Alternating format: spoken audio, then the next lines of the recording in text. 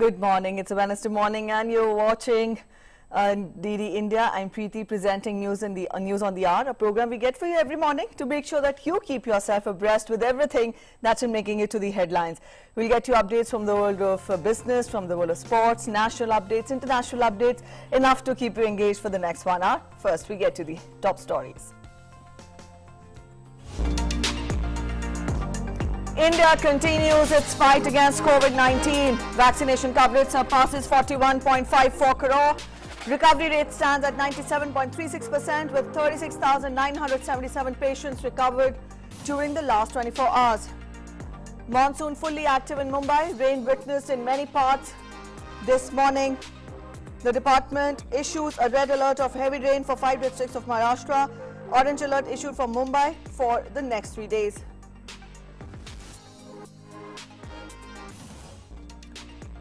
External Affairs Minister Dr. S Jaishankar scheduled to co-chair the virtual 11th ministerial meeting of Mekong-Ganga cooperation with his Cambodian counterpart today. Meeting to be attended by foreign ministers of member nations of the initiative. Air quality worsens with dozens of wildfires in the western United States and Canada, led by a massive blaze in Oregon. Scientists attribute growing frequency and intensity of wildfires to prolonged drought and increasing bouts of excessive heat.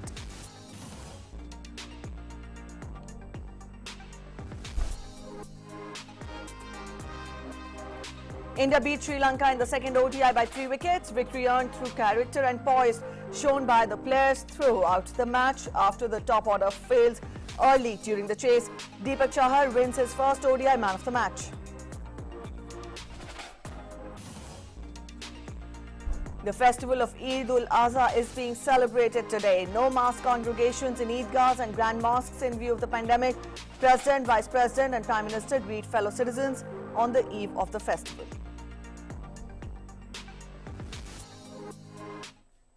All right, those were the top stories. Let's get to the news in detail now. We begin by taking a look at COVID situation from across the country. The recovery rate has jumped to 97.36%. Nearly 37,000 patients recovered during the last 24 hours. A total of 3,90,687 people recovered across the country so far. Over 42,000 new cases were reported in the last 24 hours. India's active case load today stands at 4,07,170 and active cases are only 1.3% of the total positive cases.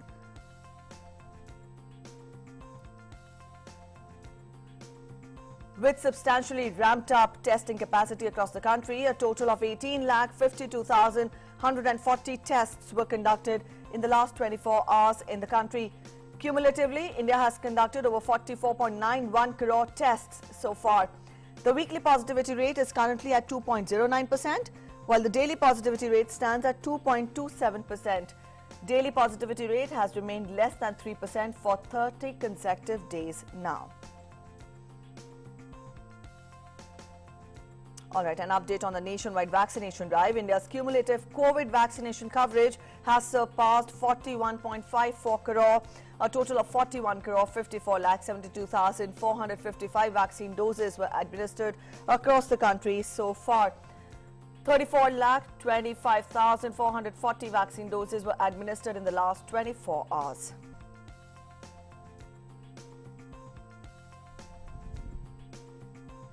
Two-thirds of Indians have COVID antibodies, finds ICMR Sero Survey. In the findings of ICMR's 4th National COVID Sero Survey, there is a ray of hope, but there is no room for complacency and COVID-appropriate behavior has to be followed. Addressing a press conference, a senior official says two-thirds or 67.6% of India's population aged above 6 years was found to have the antibodies in the latest Sero survey. A third of the population did not have SARS-CoV-2 antibodies, which means about 400 million people are still vulnerable to the infection.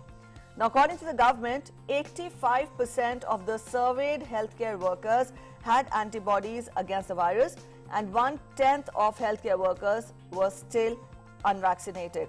The survey covered 28,975 general population and 7,252 healthcare workers. The Andhra Pradesh government has extended night curfew in the state for another week, with restrictions being enforced from 10 p.m. to 6 a.m. Accordingly, all business establishments and offices can function normally from 6 a.m. to 10 p.m. following the COVID protocol. Andhra Pradesh Chief Minister Y.S. Jagan Mohan Reddy conducted a review on COVID prevention and vaccination. He has suggested speeding up the work of pediatric super care hospitals to be built in Vijayawada, Visakhapatnam and Tirupati. He also asked the police battalions to be equipped with COVID care equipment, and doctors and steps should be taken to make oxygen beds available up to the level of community hospitals.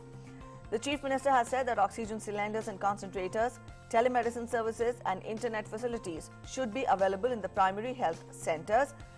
Andhra Pradesh Chief Minister has also directed that the night curfew should continue for another week as part of the COVID containment measures. Indian Institute of Technology, ROPER, has developed a first-of-its-kind oxygen rationing device, AMLEX, that supplies a required volume of oxygen to the patient during inhalation and trips when the patient exhales CO2. The process saves oxygen, which otherwise unnecessarily gets wasted. So far, during exhalation, the oxygen in the oxygen cylinder or pipe is pushed out along with exhaled CO2 by the user. This leads to wastage of large volume of oxygen in the longer run. In addition to this, a large volume of oxygen also escapes from the openings of the mask to the environment in the resting period, that is between inhalation and exhalation, due to continuous flow of life-saving gas in the mask. As we have seen, the demand for medical oxygen has jumped up manifolds amidst the second wave of the virus. The device would help in stopping the unwanted wastage of the same. External Affairs Minister Dr. S. Jaishankar will today co-chair the 11th Mekong-Ganga Cooperation Ministerial Meeting with Cambodian Minister of Foreign Affairs and International Cooperation, Prak Sakhon, virtually. Now, the meeting will be attended by other foreign ministers from Mekong countries, including Laos, Myanmar, Thailand and Vietnam. The foreign ministers will review the progress made on cooperative efforts since their 10th meeting in Bangkok in August 2019, and also chart out its future direction with the aim of strengthening and expanding the efforts against COVID-19. The ministers are also expected to exchange views on regional and international issues of common interest and concern. An earthquake of magnitude 5.3 on the Richter scale hit Bikaner in Rajasthan early this morning. The earthquake occurred at 5:24 a.m. Initial reports say that there was no damage to life and property. Meanwhile, Meghalaya's West Garo Hills were also hit by an earthquake of the magnitude 4.1 on Richter scale at 2:10 a.m. Another earthquake of magnitude 3.6 struck at 19 kilometers of Leh in Ladakh today early morning at 4:57 a.m. Eid ul-Adha is being celebrated across the country today with religious fervour and solemnity. In most of the places, there is no mass congregations in Eidgahs and grand mosques in view of the pandemic. Several religious leaders and scholars have appealed to the people to celebrate the festival in accordance with the guidelines issued by the government. The holy festival of Eid ul-Adha is one of the two important Eid celebrations within Islam, which falls on the 10th day of the Arabic month Dhul Hijjah. It is an occasion of joy and peace, while millions across the world celebrate the festival with great fervour. The message of this festival is great as it honors the willingness to sacrifice everything to God. Eid ul-Adha commemorates the story of the Muslim prophet Ibrahim's test of faith when he was commanded by God to sacrifice his son. It is known as Sunnat-e Ibrahimi among Islam. Eid ul Azha मुसलमानों का बड़ा त्यौहार है। इसमें तमाम मुसलमान अल्लाह ताला की इबादत करते हैं, अल्लाह ताला का शुक्र अदा करते हैं और परवरदिगार आलम से दुआएं करते हैं और तमाम लोगों से प्यार से मोहब्बत से मिलते हैं और गरीबों की बहुत ज्यादा मदद करते हैं, क्योंकि अल्लाह ताला का हुक्म यह है कि सबसे मोहब्बत करो और गरीबों की मदद करो। While the enthusiasm for festivals has subdued due to the COVID-19 pandemic since over a year, the excitement still remains high amongst people. However, people no longer greet each other with hugs on Eid, but they wish one another while ensuring the poor to be a part of the celebration and happiness as well. Eid ul Azha, Eid कुर्बान, ये हज़रत इब्राहीम और हज़रत इस्माइल की कुर्बानी की याद में मनाई जाती है। हज़रत इब्राहीम ने अल्लाह के हुक्म से अपने जवान बेटे की कुर्बानी पेश की और उस कुर्बानी के दरमियान में अल्लाह को ये अदा पसंद आई। ये इम्तहान में देखा कि पूरे उतरे तो फ़ौरन ही अल्लाह ने उनकी जगह पर दुम्बा भेज दिया। इसीलिए ये कुर्बानी जो है क़यामत तक फ़र्ज़ की गई, लेकिन हमें ये सबक मिलता है कि आला मकसद के सामने अपनी महबूब तरीन चीज़ को भी पेश किया जाए। Eid al-Azha is a unique festival in every way, symbolizing the spirit of giving. The message of Eid al-Azha is to guard the identity and at the same time struggle for righteous and honest values of life. It says God is pleased with the spirit of submission and obedience, while Eid al-Azha is not merely a ritual, but it is a great occasion to tender change and seek salvation. Bureau Report, DD India. And President Ramnath Kovind has greeted fellow countrymen on Eid ul-Azha. In a tweet, the President said, and I quote him, Eid al-Zuha is a festival to express regard for the spirit of love and sacrifice and to work together for unity and fraternity in an inclusive society. Let us resolve to follow COVID-19 guidelines and work for happiness of all. Vice President M. Venkaiah Naidu has also greeted the nation on the eve of Eid al-Zuha.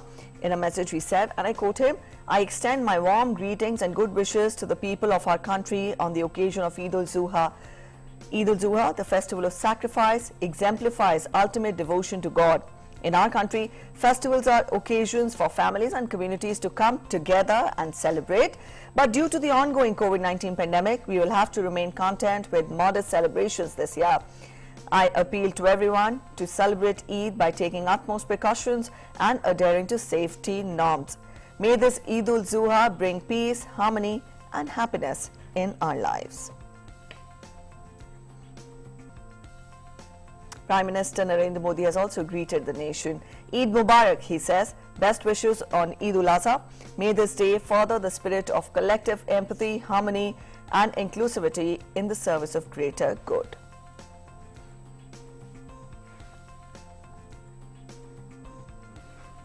Let's get to international news now. The European Commission gave Poland until August 15 to comply with a ruling by the European Union top court that Poland's new system for disciplining judges broke the EU law. European Union Vice President Vera Jourova in a press briefing said that if Poland does not comply, the Commission would ask the European Union Court to impose financial sanctions on Warsaw. Also, the Commission listed serious concerns about the rule of law in Poland and Hungary in a report that could help decide whether they receive billions of euros in European Union funds to help recover from the pandemic. The Commission said that Poland and Hungary were undermining media pluralism and court independence. They are the only two countries in the 27-member bloc under the formal EU investigation for jeopardizing the rule of law. The European Commission decided today to empower the Commissioner Reynders in his role as Commissioner for Justice to adopt measures to induce the Republic of Poland to comply with an order and a judgment of the Court of Justice. We have sent a letter on this matter. We have asked Poland to confirm to the Commission that it will fully comply with the order of the Court of the 14th of July on the disciplinary chamber. Poland needs to inform us about the measures foreseen to that effect by the 16th of August, as requested by the Court. Failing that, the Commission will request the European Court of Justice to impose a penalty payment on Poland. Thousands of Colombians returned to the streets on Tuesday to protest against President Iván Duque's government, which submitted a new tax reform plan to Congress. Tax reform was the issue that in April sparked mass nationwide protests that left more than 60 people dead and the government facing accusations of the use of excessive force. Protesters in several cities marked Colombia's Independence Day by demanding police reform and greater support from the government in the wake of the pandemic, which has seen the poverty rate rise from 37 to 42% in the country of 50 million. In another disclosure in the Pegasus spyware case, the phone of French President Emmanuel Macron has been targeted for political surveillance on behalf of Morocco. An investigation published on Sunday by 17 media organizations led by Paris-based non-profit journalism group Forbidden Stories said the spyware made and licensed by Israeli company NSO had been used in attempted and successful hacks of smartphones belonging to journalists, government officials and human rights activists.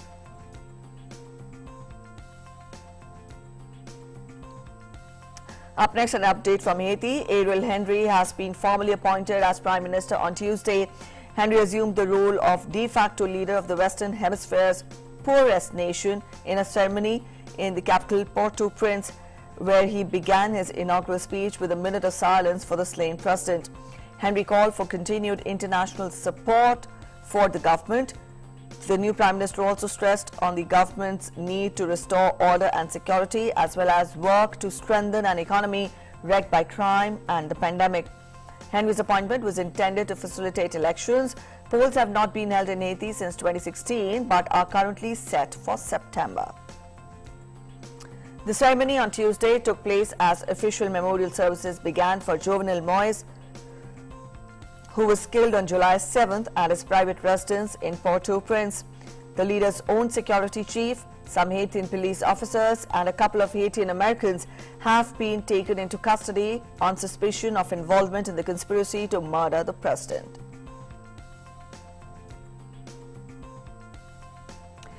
Malian security forces apprehended at least 2 men at Bamako's Grand Mosque on Tuesday after the presidency said that at least one attempted to stab interim President Assimi Goïta.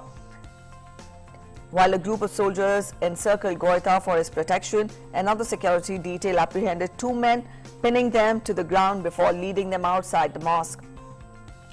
Mali was thrown into political turmoil after a military junta led by Goïta toppled President Ibrahim Keïta in August 2020. Goïta served as vice president to transitional leader Bahadur until his ouster in May.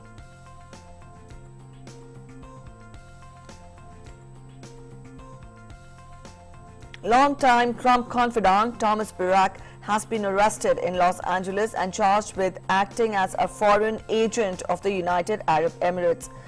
Thomas Barack, a private equity investor, was arrested with 2 other people on charges related to illegally lobbying his close friend, former President Donald Trump, for the United Arab Emirates while Trump was running for and serving as president.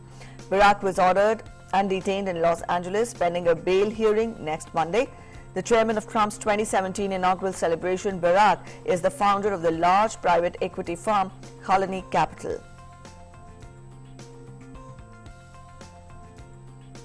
Peru's president-elect Pedro Castillo has said that he was calling technicians and committed people from different political groups for his first cabinet.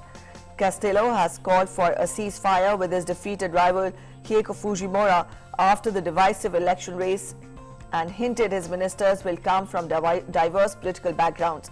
Castillo won a long and tense presidential election battle. He was proclaimed the winner of June 6 runoff on July 19th after 6 weeks of wrangling over the knife-edged result. He beat the right-wing rival Fujimori by just 44,000 votes. Castillo is expected to take office on July 28th.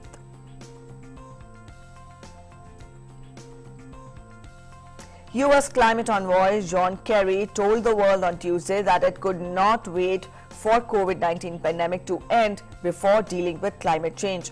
Speaking at Royal Botanic Gardens in southwest London, Kerry said that the suffering from the virus would be magnified if nations did not tackle global warming.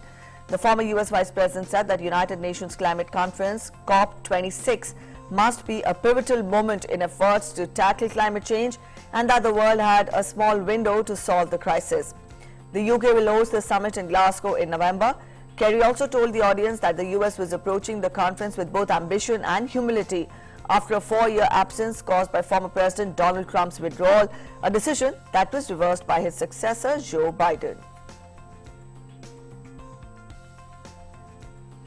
Russia has unveiled a prototype of a new Sukhoi 5th generation fighter jet at its annual MAX air show.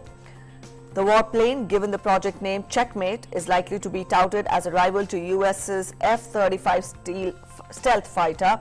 The warplane is expected to take to the skies in 2023, with the first batch due to be produced in 2026. Russia already has 4 generation fighter jets, the heavy class Sukhoi 27, light class MiG-29. It has 1 heavy class 5th generation fighter jet, the Su-57, but no light class equivalent. Under President Putin, it has invested heavily in military aircraft and new armaments, both for its own armed forces and also to boost export revenue from weapon sales. Many of its new weapons are still based on Soviet-era technology from the Cold War.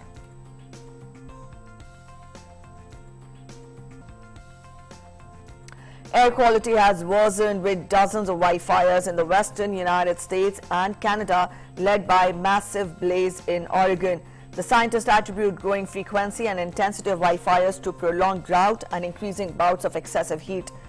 In the U.S. state of Oregon, the nation's largest active wildfire has burnt through more than 3 lakh acres, prompting thousands of evacuations. Over 2,000 firefighters are tackling the so-called bootleg fire, one of the largest blazes in Oregon's history. Wildfires have already torn through more than 1.2 acres of the country this year, mainly in western states, according to the National Interagency Fire Center. More than 4,000 blazes have been recorded by the organization so far in 2021, which is almost double the total of last year. The southeast region of Bavaria in southern Germany is reeling under torrential rain battered the region over the weekend. Flood warnings were sent out on Saturday evening as heavy downpours caused rivers to overflow and flood basements, roads and bridges to be closed and residents to search for higher ground. The region at the foothills of the Bavarian Alps was declared a disaster zone after rushing water and mudslides threatened several of the houses in the area. Earlier in the week, devastating downpours caused massive flooding in the western German states of North Rhine-Westphalia and Rhineland-Palatinate. Over 150 people died in the country's worst natural disaster in almost 6 decades. Damage was also caused in neighboring Belgium and the Netherlands. Work to clear flood damages was held on Tuesday in the Belgian city of Pepinster, where a dozen buildings have collapsed and rescue workers keep searching for more victims. Earlier in the day, Belgium observed a minute of silence to mark a national day of mourning for the victims of the flooding, which killed at least 31 people in the country. The country's southeast was hit by floods that left more than 37,000 homes without electricity. Belgian authorities said that the supply of clean drinking water was also a major concern.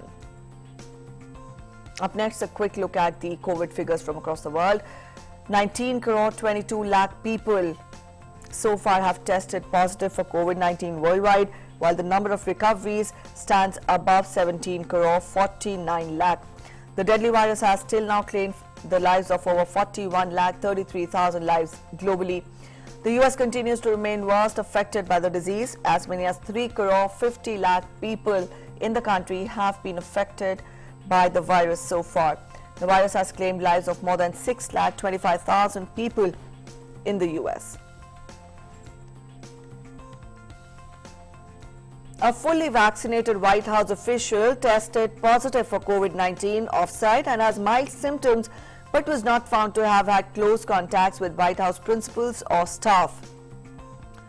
US President Joe Biden on Monday, citing higher rates of COVID-19 in the state with low vaccination rates and also said during a speech that the nation's economic recovery hinged on getting better at controlling the pandemic.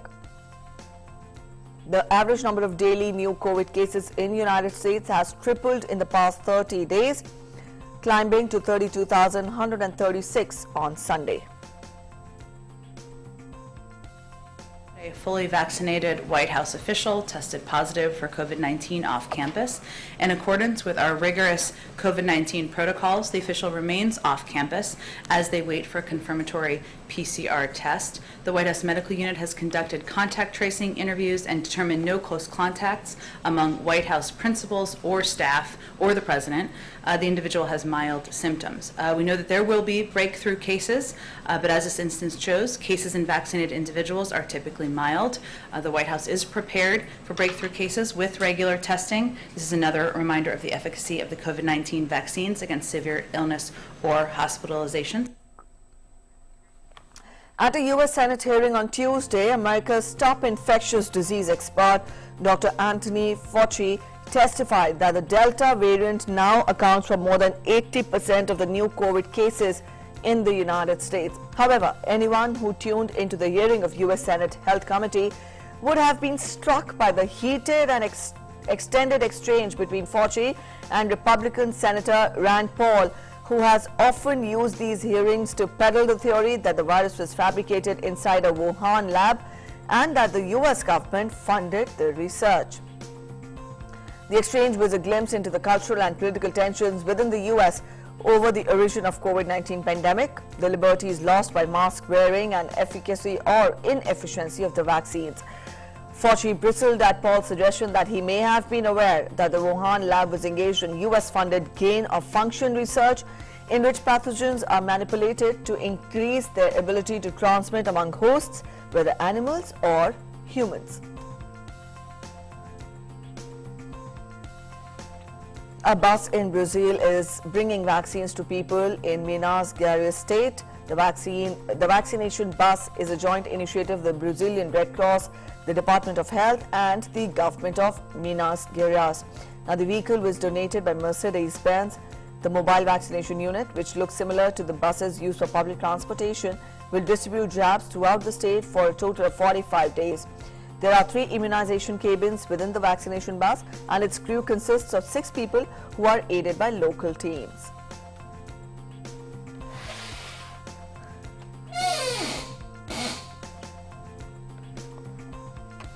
You're watching News on the Hour. Up next, we're heading for a short break. Stay with us. We'll be back in a short while. Marhaban ila al-Hind. Zari India. Salam India. Namaste India. Namaskar Bharata.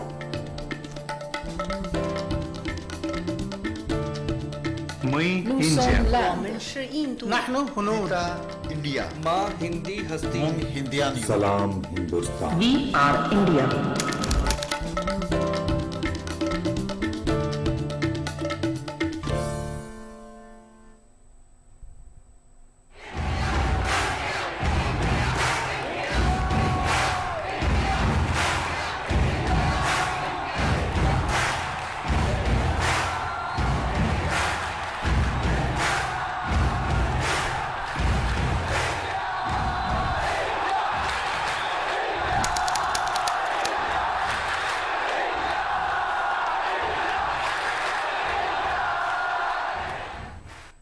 Your window to rising India.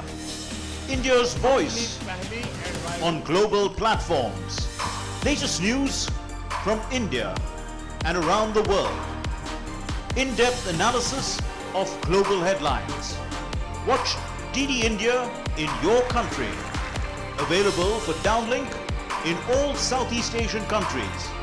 STTV broadcast is available through the satellite GSAT 17 at 93.5 degrees east. HDTV broadcast is available through the satellite GSAT 10 at 83 degrees east. For technical details, scan here. Switch to DD India now. Welcome back after the break. You're watching News on the Hour. In more international news, French Health Minister Olivier Véran has said that a record number of 18,000 new infections have reached over the previous 24 hours in France on Tuesday as the country is experiencing a fourth COVID wave. The French government is set to institute new measures such as requiring a health pass in the wide area of venues from the start of August and making vaccination mandatory for health workers, and that will still count for some of the toughest in Europe. Starting on Wednesday, a health pass proving that the person has been vaccinated against COVID-19, has recently had a negative COVID test or has newly recovered from the virus will be necessary to access leisure and cultural venues with an attendance of more than 50 people.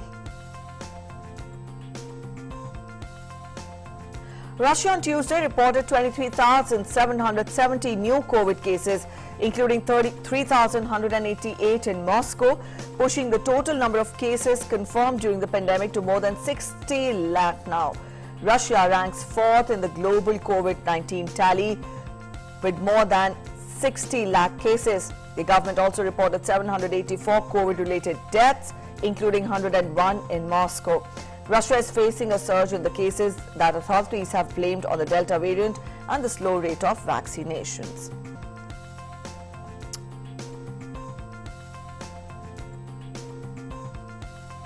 All right, back home, let's get to updates on monsoon-related news now. The financial capital of India, Mumbai, is witnessing heavy rainfall since morning.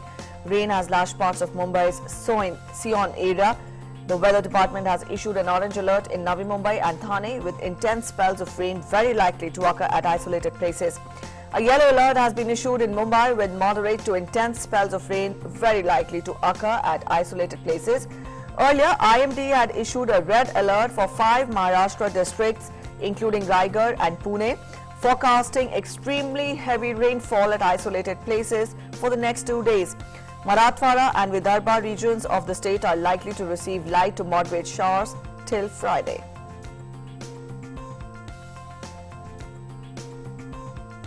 In Uttar Pradesh, thunderstorms with light to moderate rains would continue to occur over isolated places of Khurja, Pahasu, Rabana, Khair, Firozabad, Hathras, Iglas, Aligarh, Tundla, Agra, Jalesar, Atroli, Bulandshahr and Bijnor.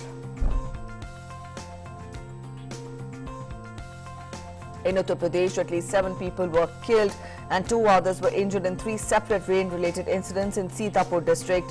At least 4 people of the same family were killed when a wall collapsed due to heavy rains in Lakshmanpur village. In another incident, a couple died when the wall of their Kacha house collapsed due to rains. Another person also died due to wall collapse in the district. Meanwhile, Uttar Pradesh Chief Minister expressed grief over the deaths of 7 persons and ordered senior officials to provide necessary help to the victims and their families.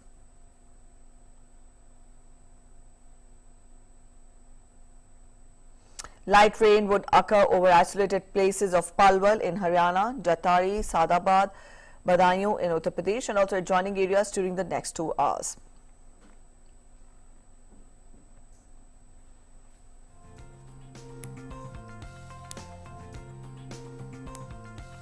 The risk of many diseases increases during the rainy season.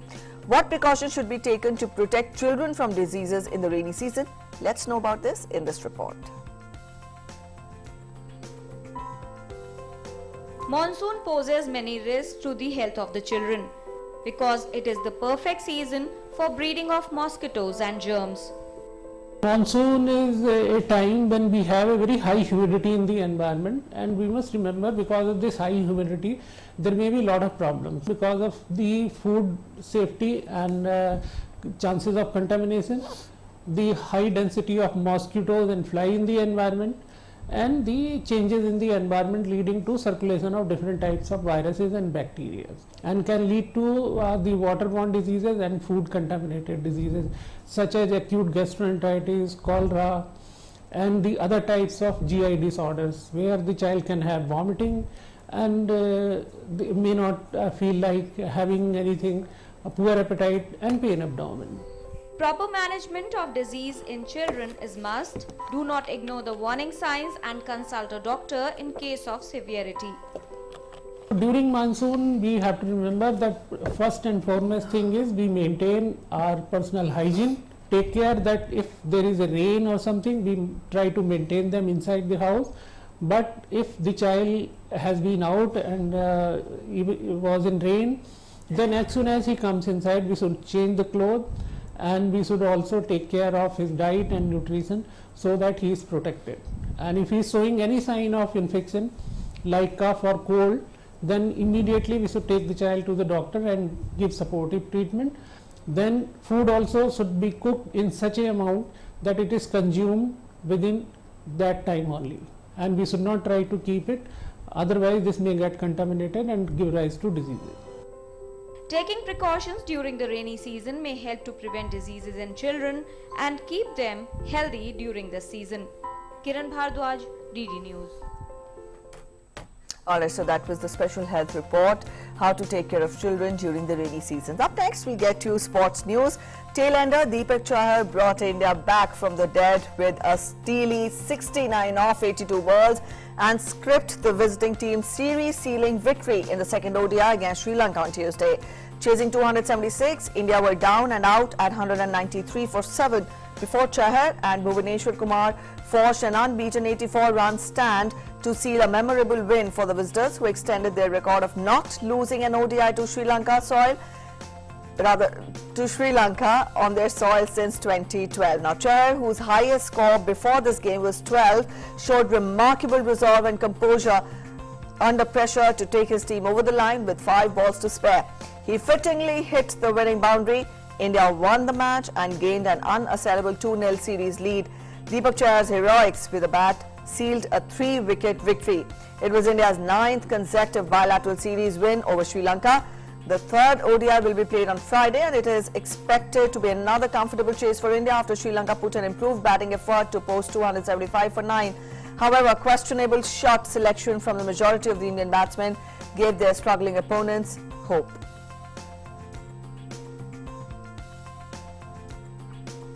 Earlier, batting first after winning the toss, Sri Lanka scored 275 for 9 in the allotted 50 overs. Charit Asalanka scored 65 runs for Sri Lanka, while Avishka Fernando scored 50 runs.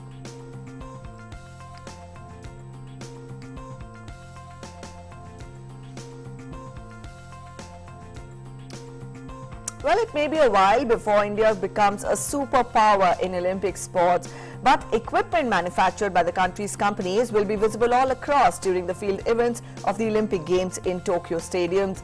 Also, sports equipments made in Meerut in the hands of world-renowned foreign athletes will shine in Olympic grounds. With sports equipments from Meerut, the renowned players will aim to defeat the opponents. Meerut-made discus, hammer, javelin, shot put, hurdles will be seen in the Olympic Games starting from July 23rd.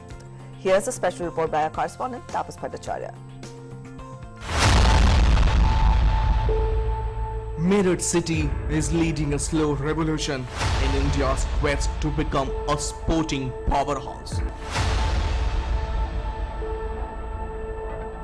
The Tokyo Olympic is not just expected to be a watershed moment for the Indian athletes, but at the same time for the sports goods manufacturer in the country.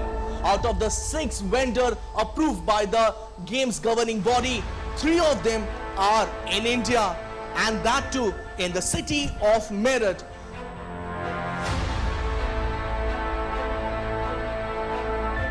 Equipment manufactured by the Indian companies will be visible all across during the field events of the Olympic Games at the Tokyo Stadium. Out of the 6 companies listed by the sports governing body to provide implements for shot put, discus and hammer throw events, 3 Anand Track and Field Equipment, Bhalla International and Nilco are based in Meerut and are changing the way sports manufacturing in the country is perceived.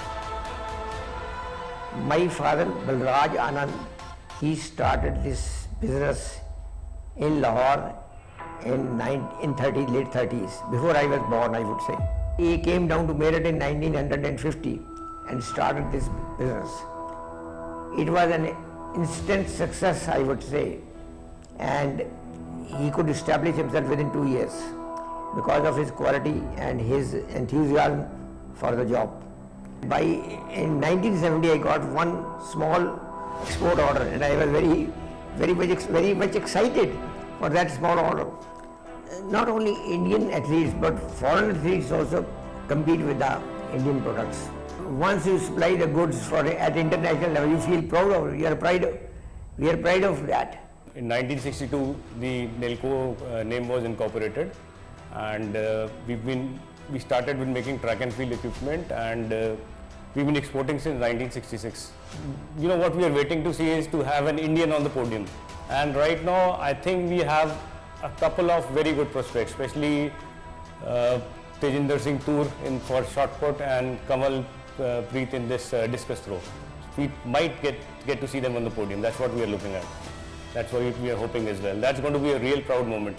Getting your equipment there, and you know, it's a proud moment, but seeing an Indian there, winning with your implements, that is something that we've been looking for a long time. That would be, the moment for us. Many of the competing athletes come with their own implements customized for themselves, like Neeraj Chopra would use a Nemeth or a Nordic brand javelin. But some athletes will use the implements kept at the racks of the competition site.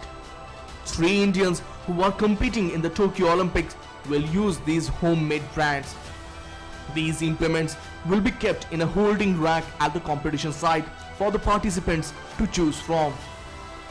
India has come up to a very good level, I would say, as far as the sporting goods is concerned, and as far as the sportsmen is also concerned. Now you have almost sportsmen and sportswomen in every discipline. Earlier you used to hear only about hockey or cricket. Now you have shooters, athletes, weightlifters. So it is helping both. It's a two-way process. The sport grows and the sportsmen grow, and the sportsmen grows, the sports grows. It's a pride. It's a very big pride for us. Like that will be there, and the logo will be there, and the players will be using it. And fortunately, if some of the Indian athletes win with our equipment, so that will be much more than that. We make a lot of track and field equipment, but throwing implements is a specialization. And we are sending our discus, shots and hammers for all categories, for men and women, and even for the Paralympic Games. There are quite a lot of different varieties in discus, hammers and shots as well. Discus for men and women is like for men it is 2 kgs, for women it is 1 kg. And then there are different technologies that we are sending there. These technologies are going to be used first time in the Olympics. These are patented, the patents are pending, but they are all trademarked and copyrighted. And these technologies it's like a distance measurement technology where we have tested it on wind tunnels, and we put a distance rating on the implements. So that's so and so an implement can we fly to such and such distance if the potential is there in the thrower. Shot put also we have a new technology called Canomax, which is the shot is a perfectly homogeneous piece of equipment where you actually cut it into 4 pieces. The weight is going to be the same. So the thrower does not have to look for the sweet spot. It saves a lot of time and energy, especially during the practice. For these companies, excellence in their product showcases India's growing stature as a global hub in sports manufacturing.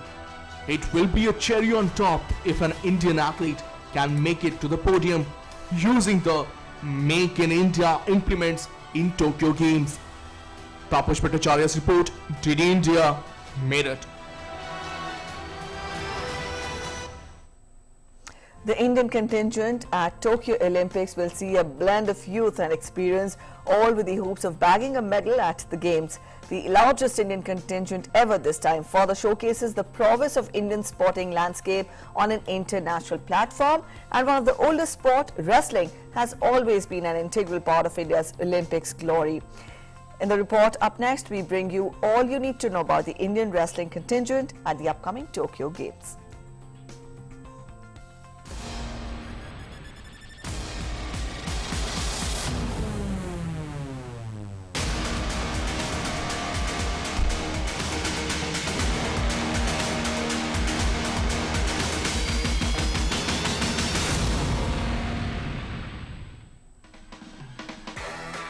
India has sent a 7-member wrestling contingent to the 2021 Tokyo Olympics. The Indian wrestling contingent comprises of 4 women and 3 men, and they'll compete at the Olympic Games starting the 23rd of July. The wrestlers in the contingent are undoubtedly in contention for medals at the Tokyo Games. The entire contingent comprising 4 women and 3 men will compete in various categories. If we talk about the men's squad, stalwart Bajrang Punia will compete in the 65 kg category, whereas Ravi Kumar Dahiya will compete in the 57 kg category and Deepak Punia in 86 kg category. And in the women's squad, medal hopeful Vinesh Phogat will fight in the 53 kg category. The others who will compete are Seema Bisla in 50 kg, Anshu Malik in 57 kg and Sonam Malik in 62 kg categories. Wrestling as a sporting discipline has been part of the Olympic Games since 1896. Independent India won their first Olympic medal through wrestling with the legendary K.D. Jadhav winning the men's 57 kg freestyle bronze medal in the 1952 Helsinki Games. Following that success though, India was unable to win any subsequent medal in wrestling for more than half a century. That drought was eventually broken at the 2008 Beijing Olympics when Sushil Kumar won the bronze medal. He followed that up with a silver around his neck 4 years later at the London Olympics to become the only Indian athlete to win more than one Olympic medal for an individual sport.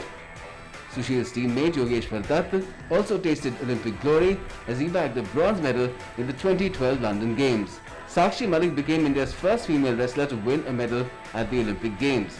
Sakshi won the bronze in the women's 58 kg category at the 2016 Rio Olympics. India boasts of some of the finest men and women's grapplers of today, with the likes of Bajrang Punia and Vinesh Phogat expected to lead from the front at the Tokyo Games. Sports Desk, DD India.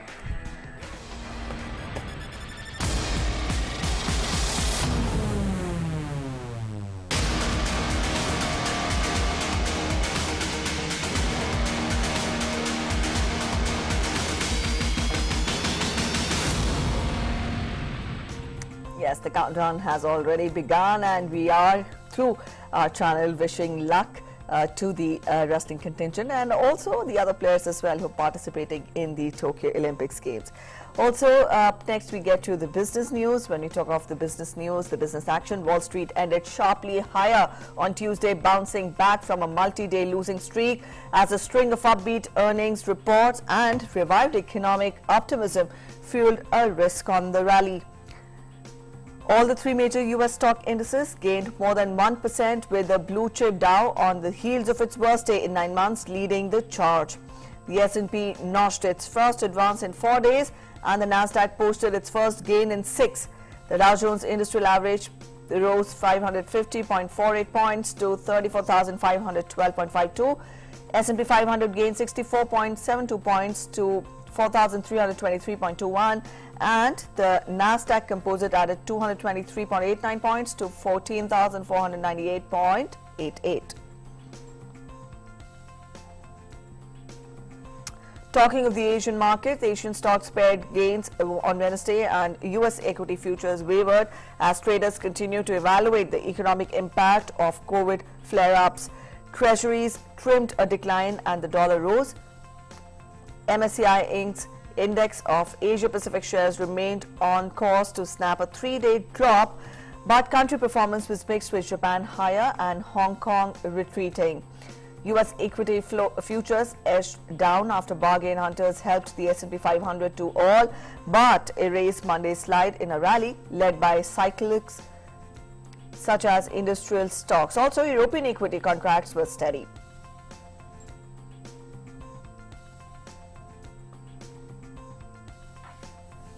Domestic stock markets, currency and debt markets are closed today on account of a holiday on Eid ul-Azha. Markets will resume trading on July 22nd.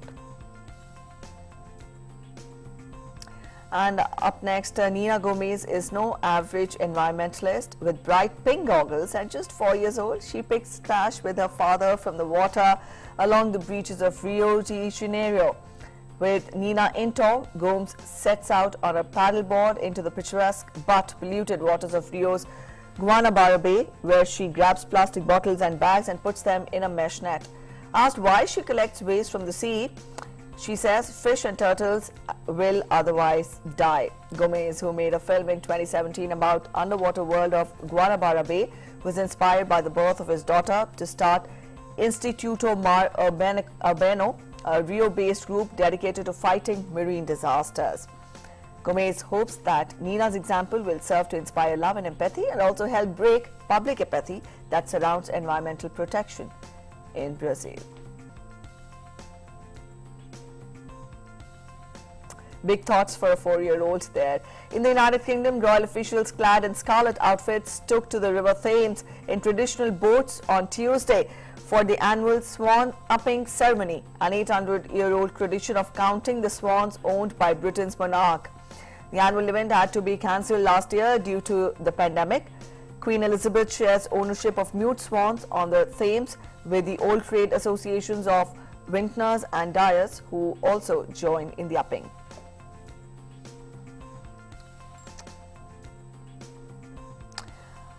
And with this, we come to the end of this edition of News on the Hour. But before we go, we get to some beautiful images to honor those who participated and create a permanent tribute to the racial justice movement, Black Lives Matter.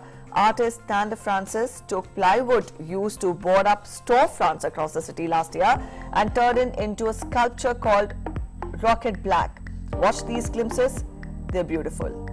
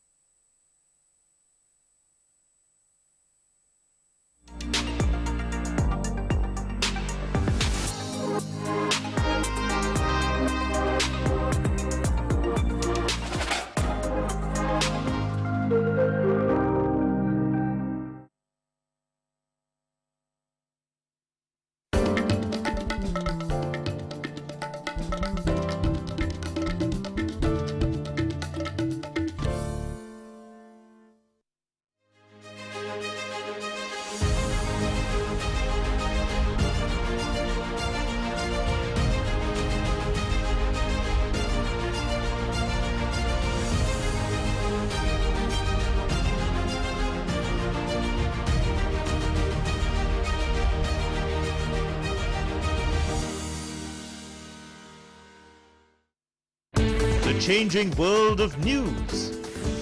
Headlines that you wake up to. News that shapes your day. Stories that matter to you.